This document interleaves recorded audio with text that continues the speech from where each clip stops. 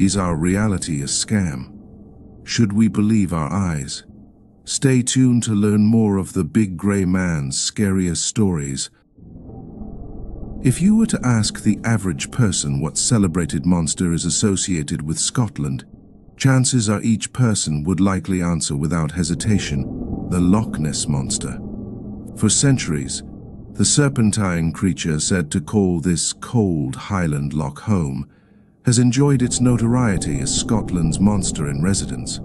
However, another creature is said to roam a much different terrain, a mountainous one in fact, a beast far more terrifying than Nessie, the ominously named Amphia Liath Mister, or the Big Grey Man of Ben Macdui, Scotland's Bigfoot, a dour Bigfoot of Ben Macdui. Rising high above the Cairngorms in Scotland, Ben Macdui is the second highest mountain in Scotland, and it is a peak shrouded in mystery.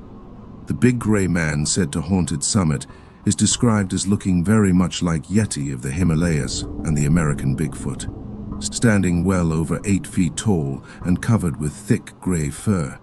The Big Grey Man is said to be more aggressive than its Asian and American counterparts. According to its eyewitnesses, his disposition is quite nasty. It is believed the Amphia Liath Mister has haunted the mountains since ancient times, but was not witnessed until 1891. The explorer J. Norman Colley was the first known person to report an encounter with the terrifying creature. Colley, an experienced climber, reported that as he walked on a path close to the summit, he could hear what sounded like footsteps behind him. Colley stated, "For every few steps I took, I heard a crunch. It was as if someone was walking after me, but taking steps 3 to 4 lengths of mine. Although he never saw anyone, he was certain something was there. Dragging footsteps and a dark and oppressive presence." Colley's experience was no doubt unnerving, and it was not the last. In 1904, Hugh Welsh reported hearing huge dragging footsteps and an eerie feeling of being watched. 1945, Peter Densham, a rescue worker, felt a frightening presence on Ben Macdui. And in 1948, Richard Freire experienced similar sensations as the others before him. These encounters may seem dramatic, as well as terrifying. However, none were as intense as the encounter reported by a mountaineer in 1958. In 1958, Alexander Tunian published an account of his encounter with the Big Grey Man in the Scots magazine. In October 1943, Tunian was on a 10-day hike through the Cairngorms. When he reached the summit of Ben Macdui, he felt the presence of something dark and oppressive watching him. Tunian was horrified when a large grey beast appeared before him, and rushed in. Tunian whipped out his pistol and fired 3 shots at the creature. According to Tunian, the horrific beast vanished. Tunian ran down the mountain, never to return. The Brocken Spectre. According to skeptics, eyewitnesses are not encountering a flesh and blood monster. Rather, they are experiencing a common atmospheric anomaly called a Brocken Spectre. A Brocken Spectre is an atmospheric anomaly that occurs when the sun hits the mist in such a way that a person's shadow is magnified on a cloud. This gives the illusion of seeing a large humanoid. However, for those who have witnessed the beast, they insist they are seeing a real creature and not a shadow. Whether it is a ghost, a bizarre atmospheric anomaly, or a living creature haunting the summit of Ben Macdui, one thing is certain: something strange is happening atop the UK's second highest peak. Something that gives Nessie some competition. The terrifying Big Grey Man of the Cairngorms. The Americas have Bigfoot. The Himalayas have the Yeti, and the Cairngorms in Scotland have Amphia Liath Mister. The Big Grey Man. Author M.B. Ford asks in this exclusive extract from his book, Eerie Britain, 10 of Britain's most terrifying and peculiar real-life stories. Does an ethereal giant stalk the slopes of one of Britain's highest peaks? Locals call this giant Amphia Laeth Ma, but beyond these lands, it is more widely known by its English name, the Big Grey Man. Sightings are uncommon, but there have been enough to suggest that this phenomenon is something more than just the made-up stories of bored hikers. Indeed, tales of encounters with this entity have been related by visitors to the peaks since the 1700s. Reports differ little in describing the figure, with most agreeing that the Big Grey Man, or the Greyman as it is sometimes known, is just that, a very tall, grey figure. How it manifests is far more varied though. Sometimes it looms suddenly from out of the mountain mist, while on other occasions it affects climbers as waves of strong emotions that overcome them. It can even reveal itself as eerie, disembodied footsteps that crunch in the snow alongside horrified climbers. The first report of this enigmatic entity to reach a wide audience came from renowned mountaineer and Fellow of the Royal Society, Professor John Norman Colley of University College London. Colley surprised the attendees of the 1925 annual general meeting of the Cairngorm Club with a speech that talked of an experience he'd had on the mountain in 1891. What he said has now become a very well-known account and is oft quoted in articles about the Big Grey Man. Not wanting to be left out, I include it here. I was returning from the cairn on the summit in a mist when I began to think I heard something else than merely the noise of my own footsteps. Every few steps I took, I heard a crunch and then another crunch, as if someone was walking after me, but taking steps 3 or 4 times the length of my own. I said to myself, "This is all nonsense." I listened and heard it again, but could see nothing in the mist. As I walked on, and the eerie crunch sounded behind me, I was seized with terror and took to my heels, staggering blindly among the boulders for 4 or 5 miles, nearly down to Rothiemurchus Forest. Whatever you make of it, I do not know, but there is something very queer about the top of Ben Macdui, and I will not go back there again myself. I know. Colley's reputation as a highly experienced mountaineer, he had no less than 2 peaks named after him, one on the Isle of Skye and another in Canada. And a man of credibility made people sit up and listen, and after his account circulated, it prompted more witnesses to come forward with tales of their own encounters. In 1904, Hugh Welsh and his brother had set up their camp near the summit of Ben Macdui to collect plants and study the arachnids they found there. From time to time, they would hear what sounded like footsteps impacting softly around them whenever they moved, although not matching their own footfalls.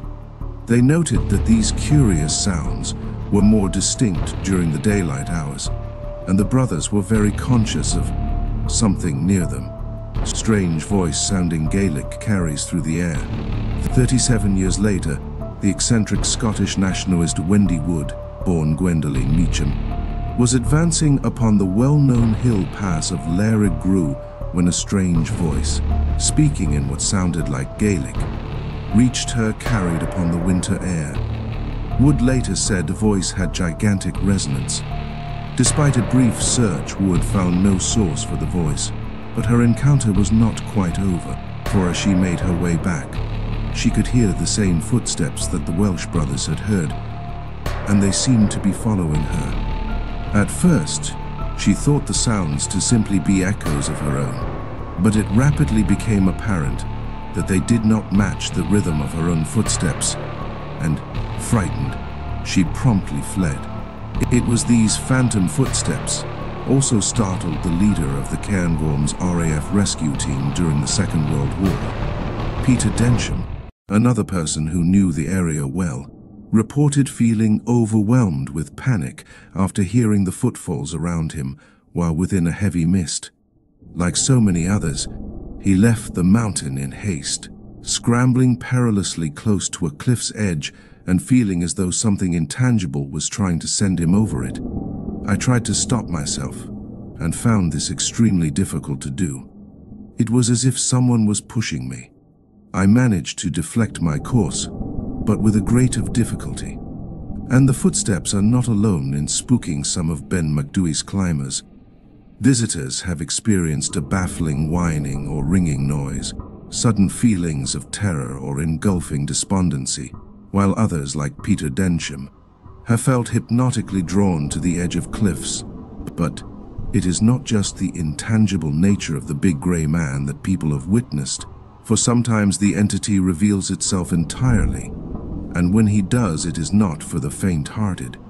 More footsteps heard could be the grey man of Ben Macdhui. In the early 1920s, former president of the Moray Mountaineering Club Tom Crowley heard the footsteps as he was descending Breriach, a peak to the west of Ben Macdhui's, across the Lerrig Grú Pass into Glen Eneich. He paused and turned his head to cast a glance over his shoulder, and was alarmed to see a tall figure, grey, undefined and with pointed ears, long legs, and finger-like talons on its feet approaching him from behind. Alexander Mitchell Kellis was another very experienced climber, and, like John Norman Colley, a man of science. Together with his brother Henry Kellis, was close to the mountain's summit when they spotted a giant figure moving towards them from the direction of the Lerrig Grú Pass. The Scottish chemist watched the shape walk to the summit, circle the 10-foot tall cairn there. The figure matched the cairn's height, and then disappear back into the pass from whence it came. The author of The Big Grey Man of Ben Macdhui, Richard Frere, outlined a tale that had been related to him by a friend. This man had established his camp at the very top of the mountain sometime in 1940. As darkness fell, the man retreated into his tent to settle down for the evening. A little while later, he awoke suddenly and noticed movement outside his tent's opening. Something strange was close by, and as he peered out of his tent into the night, there loomed a large, broad-shouldered and brownish humanoid creature that must have been 20 feet in height. It seemed to swagger as it moved around the camp, emitting an air of insolent strength before it eventually moved off by itself.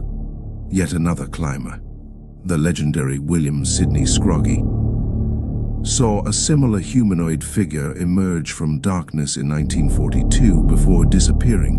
One man actually shot at Big Grey Man. In 1943, Alexander Tunian was climbing by himself on the mountain in search of some game. It was the month of October, and mist had descended around him as he walked along the wild Quire at Chaknan. Without warning, a massive figure appeared out of the swirling mist in front of him. Naturally, Tunian reached for the revolver he was carrying and fired all the gun's chambers at the Greyman. Seeing that his attack had no effect, Tunian ran for it, reaching Glen Derry in what he said was his personal best time.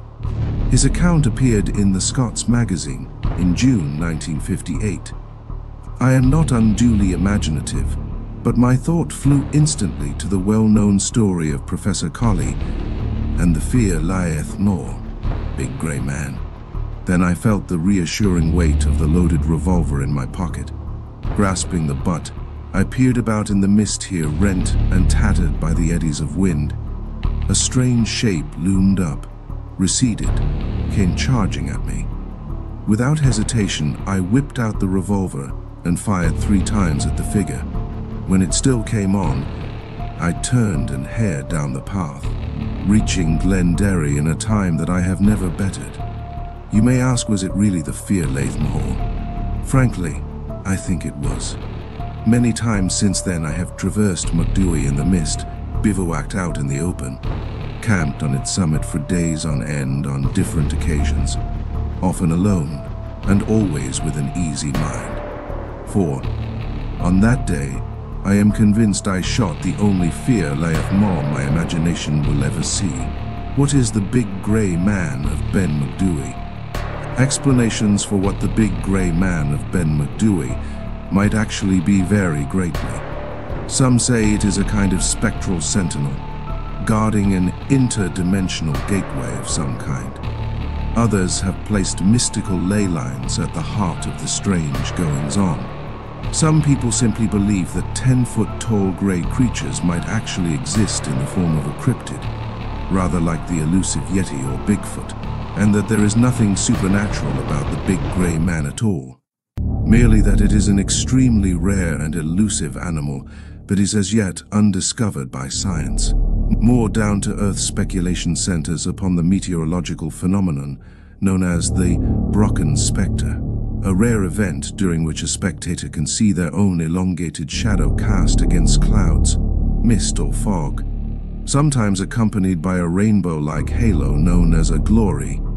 While the Brocken Spectra theory goes some way to explaining the long-legged, tall grey figures that have been sighted, it doesn't tackle the other aspects of the reports, such as the weird, disembodied footsteps and the strange emotions. But perchance oxygen starvation is to blame, as some have pointed out. The effects of high altitude and the ease of becoming disoriented amongst the Cairngorm's featureless and flat-topped peaks could combine to produce lightheadedness and panic and distort a person's rationality. But perhaps the most fascinating aspect to the sightings of the big grey man is that they so often come from sources that would be considered eminently reliable and level-headed otherwise. These are individuals that are experienced mountaineers, people who may well have been familiar with phenomena like the Brocken Spectre, and certainly knew about the effects of thin air at high heights, and yet not only did they claim to see a supernatural creature, but they fled in terror at it, and admitted doing so to a public audience, risking ridicule. Whatever stalks Ben Macdui is unlikely to be classified soon, but what is certain is that the Cairngorms are a prehistoric and commanding location where nature's majesty is apparent, and in landscapes such as these, it is almost necessary that if no great legend were associated with it, one would have to be invented.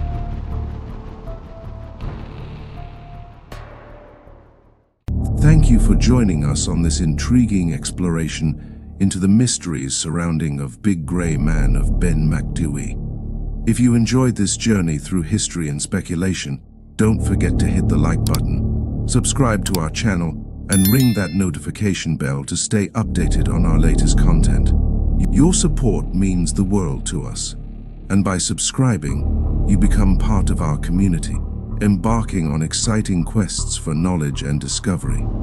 Until our next adventure, keep questioning, keep exploring, and keep the curiosity alive. Thanks for being with us.